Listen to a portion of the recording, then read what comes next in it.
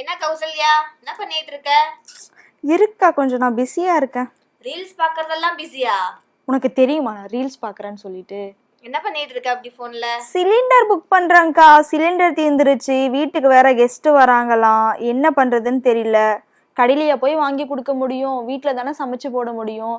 So அதனால தான் வந்து சிலிண்டர் புக் பண்ணணுமே அப்படின்னு சொல்லிட்டு பார்த்துட்டு இருக்கேன். இன்னுமா போன்ல ரெஜிஸ்டர் பண்ணிட்டு இருக்கிற? கஸ்டமர் கேருக்கு கால் பண்ணி நம்பர் போட்டு இதெல்லாம் கஷ்டப்பட்டு போன்லயா பண்ணிட்டு இருக்கிற ரெஜிஸ்டர்? வேற என்னக்கா பண்ண முடியும்? அதான் வாட்ஸ்அப்லயே அப்டேட் வந்துடுச்சே, இனிமே வாட்ஸ்அப்லயே புக் பண்ணிக்கலாம். என்னக்கா புதுக்கதையா சொல்ற? வாட்ஸ்அப்ல எவ்வளவோ அப்டேட் வந்திருக்கு எனக்கு தெரியும். ஆனா சிலிண்டர் கூடவா புக் பண்ணலாம் வாட்ஸ்அப்ல? ஆமா, நீங்களும் தெரிஞ்சுக்கோங்க. நான் நம்பர் சொல்றேன், நீயும் நோட் பண்ணிக்க. சரி, ஓகே, சொல்லுங்க. உங்க வீட்ல இந்தியன் கேஸ் இருந்துச்சுன்னா 75888824 இந்த நம்பருக்கு நீங்க வாட்ஸ்அப்ல ஹாய்னு மெசேஜ் பண்ணுங்க. உங்களுக்கு ஒரு மெனு ஆப்ஷன் வரும். அதுல சிலிண்டர் புக்கிங்ன்ற ஆப்ஷனை சூஸ் பண்ணிட்டு உங்களுடைய ரிஜிஸ்டர் மொபைல் நம்பரை கன்ஃபார்ம் பண்ணிக்கோங்க.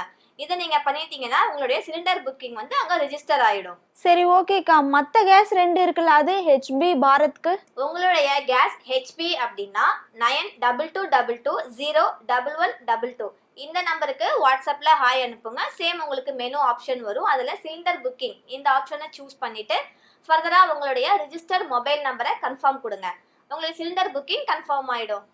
சரிக்கா, எங்க வீட்ல எல்லாம் வந்து பாரத் தான் யூஸ் பண்றாங்க. பாரத்துக்கு ஃபர்ஸ்ட் நீங்க சொல்லுங்க. 1800224344 இந்த நம்பருக்கு வாட்ஸ்அப்ல ஹாய்னு மெசேஜ் பண்ணீங்கன்னா சேம் ப்ரொசீஜரை நீங்க ஃபாலோ பண்ணீங்கன்னா உங்களுடைய பாரத் கேஸ் வந்து புக் ஆயிடும். ஓ, இப்படி வந்து ஈஸியா, இவ்வளோ ஈஸியா வந்து வாட்ஸ்அப்லேயே புக் பண்ணலாம் அப்படின்னு சொல்லிட்டு நிறைய பேருக்கு தெரியாம இருக்குக்கா. எனக்கு எப்படி இந்த அப்டேட் தெரியலையோ, ஸோ அந்த மாதிரி வந்து மக்கள் நிறைய பேருக்கு வந்து இந்த அப்டேட் வந்து தெரியாம தான் இருக்கு. நீங்க சொல்றது வந்து உண்மையாவே மக்களுக்கு ரொம்பவே யூஸ்ஃபுல்லா தான்க்கா இருக்கும். பரவாயில்ல, இந்த ஜென்ரேஷன்ல கெஸ்ட் எல்லாம் வந்தா சமைச்செல்லாம் கொடுக்குறீங்க.